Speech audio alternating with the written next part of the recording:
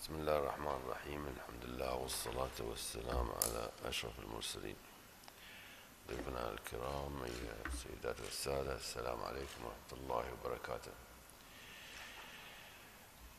Medical practitioners, distinguished guests, ladies and gentlemen, I am delighted to see so many people here eager to learn about the use of ozone in medicine. The Lotus Holistic Medical Center deserves our thanks for assembling a distinguished faculty for today's inquiry.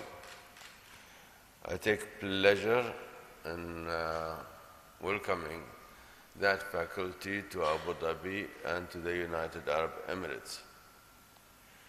Our country is naturally attracted to the holistic approach to wellness as advocated by the physicians at Lotus. The people of the Emirates have traditionally sought to promote wellness by relying on natural medicine and non-invasive techniques.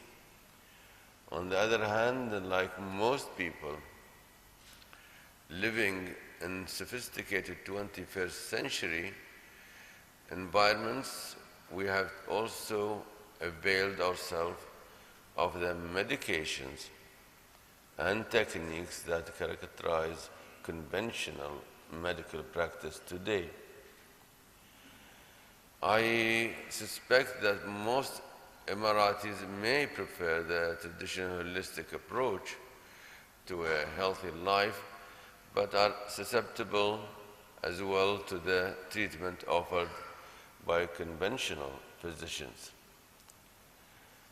Our fundamental concern, whatever the approach, is simply good health. The leaders of the United Arab Emirates would agree with the person who said, and I quote, "The health of the people is really the foundation upon which all their happiness and all their powers as a state depend." His Highness the President Sheikh Ibn Zayed Al Nahyaan presently support the healthcare industry in our country and insists on the highest quality. The UAE has become a leading destination for people seeking professional health care in our region. That status undoubtedly influenced the responses to a recent Arab youth survey. Arab youth from 16 countries in the Middle East and North Africa were represented with a list of 20 countries including France, United Kingdom, Germany, and the United States. Asked to choose the country in which they would like to live, 39% of those young Arab named the United Arab Emirates by far the favorite country on the list.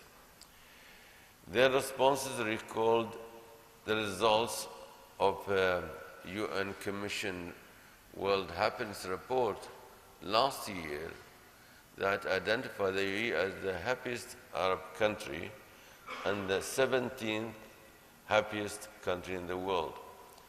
Clearly, the President's focus on health care pays dividends. Another attraction of the UAE is its spirit of innovation and entrepreneurship. The leadership of the country has, since its founding, encouraged creative dreams and daring ambition. Our nation's founder, the late Sheikh Zayed bin Sultan Al Nahyan, God bless his soul, declared that, and I quote again, "Despite all our achievements, we still have an ambition for more." Your conference today shares that ambition. You are not content with your achievements. significant as they may be. Instead, in the interest of more effective health care, you have gathered to learn the possible value to holistic medicine of a molecule consisting of 3 oxygen atoms. Your curiosity and your willingness to explore the innovative uses of ozone for better health reinforces the spirit of our country. I realize that the use of ozone in medicine has not yet received universal acceptance by the medical profession.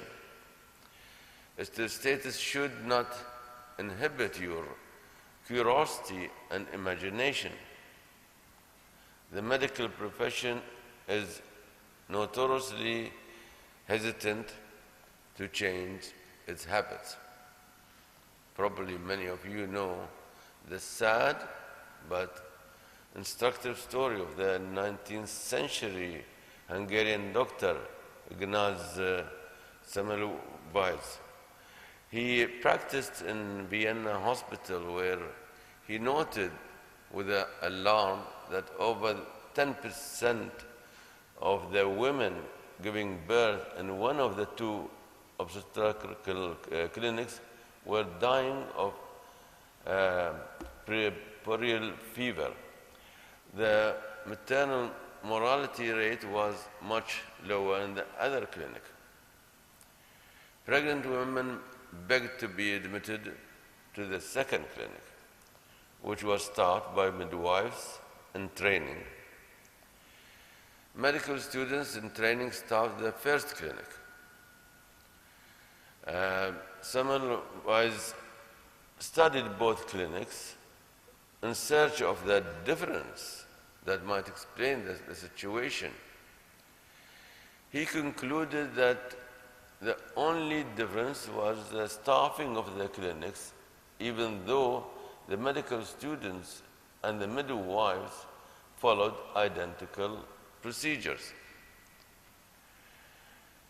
Semmelweis was stumped until he read the autopsy report on a fellow physician who had died after being accidentally stabbed with a student's scalpel while they were performing a post-mortem examination. The autopsy showed a pathology much like that of the women who had died from puerperal fever. Semmelweis concluded that medical students were carrying cadaverous particles in their hands when they went from the autopsy room to their obstetrical clinics.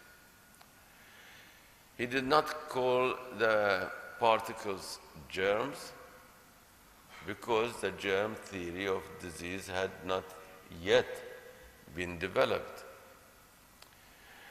But he knew that they had no place in the obstetrical clinic. He insisted that the medical students wash their hands with a chlorinated lime solution before they entered the clinic. The death rate decreased by 90%. Did the medical world welcome the idea that doctors should wash their hands between one activity and the next? Absolutely not. Established opinion held that the cause of a disease varied from person to person and that disease were transmitted by bad air. Established opinion rejected the idea that lack of cleanliness and lack of cleanliness alone was the cause of puerperal fever.